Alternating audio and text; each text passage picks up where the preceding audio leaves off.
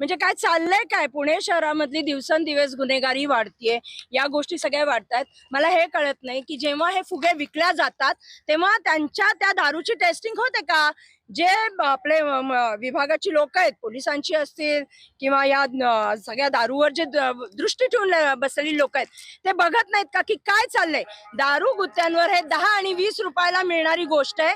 गरीब माणूस मोठी महागी दारू परवडत नाही म्हणून हे फुगे घेतं. या फुग्याच्या फक्त 20-25 रुपये प्रत्येकी त्यांना फायद्यासाठी त्यांनी त्याच्यामध्ये मिथनॉल मिळवलं आणि एवढ्या लोकांना, मी तर म्हणते ही खोटी आहे. जे काउंट सांगतायत 15, खोटा काउंट आहे. काउंट खूप मोठा असेल. अर्धे मुर्दे तर गायब केले असतील त्यांनी. म्हणजे तिथं एक लेबर क्लास आहे, तिथं आमच्या युपी बिहारची लोक पण लेबर होती. त्या लाशे कुठं गायब झाल्या? म्हणजे हे एवढी लोक मेल्यानंतर एक छोटा काउंट सांगितला जातोय कारण का उद्रेक होऊ नये म्हणून.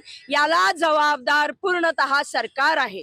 मी हे म्हणत नाही कारण का पोलीस कुठपर्यंत पोहोचेल हे मला माहिती नाहीये, पण शासन करतंय काय? शासन दरबारी आम्ही कुणाकडे बघायचं की आज आमचे जे गरीब आहेत, जिथं जास्त घनदाट लोकसंख्या आहे, जिथं झोपडपट्ट्या आहेत, जिथं गरीब वस्ती आहे, तिथं हे फुगे रोज संध्याकाळी 5 वाजता स्कूटरवर डब्याच्या डब्या घेऊन वस्तीत वाटलं जातात. त्याला जबाबदार कोण आहे? तसंच एमडीचं पण आहे, ड्रग्सचं पण आहे.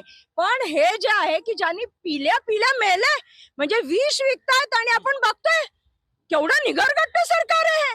आणि मी देवाभाऊंना विचारू इच्छिते, काय चाललंय काय? कोयता गँग, सगळ्या गोष्टी, ड्रग्ज माफिया आणि आता तर याचे माफिया झाले. म्हणजे मला तो कर्नल सिंग आणि वानखेडे, त्या कर्नल सिंगचे तर 50 वर्षापासून धंदा आहे हा. म्हणजे चाललंय काय की 50 वर्ष त्याच्या विरुद्ध एक जण बोलत नाही? एवढा मोठा माफिया आहे का? कोणी बनवलं त्याला माफिया?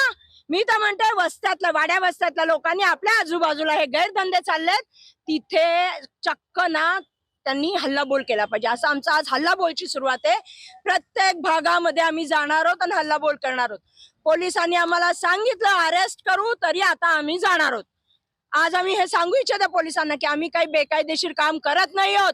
ज्यांनी हे पाजून लोकांना मारलंय त्यांच्या विरुद्ध आम्ही गुलाबो गँग रस्त्यावर उतरलेत, म्हणून आम्ही इथे आलो. आज इथे रात्री तुम्ही एक चक्कर मारा, किती असतात फुगे ते कळतील. या कॅनलच्या बाजूला एक कॅमेरा टाकून बघा, हजारो पिशव्या पडलेल्या त्या फुग्याच्या. कुठनं येते हिम्मत? कुठनं येते? कुठनं हा माज आलाय? लोकांना मारायच. यांच्यावर गुन्हा दाखल झाला पाहिजे, मनुष्यवधाचा गुन्हा यांच्यावर दाखल झाला पाहिजे.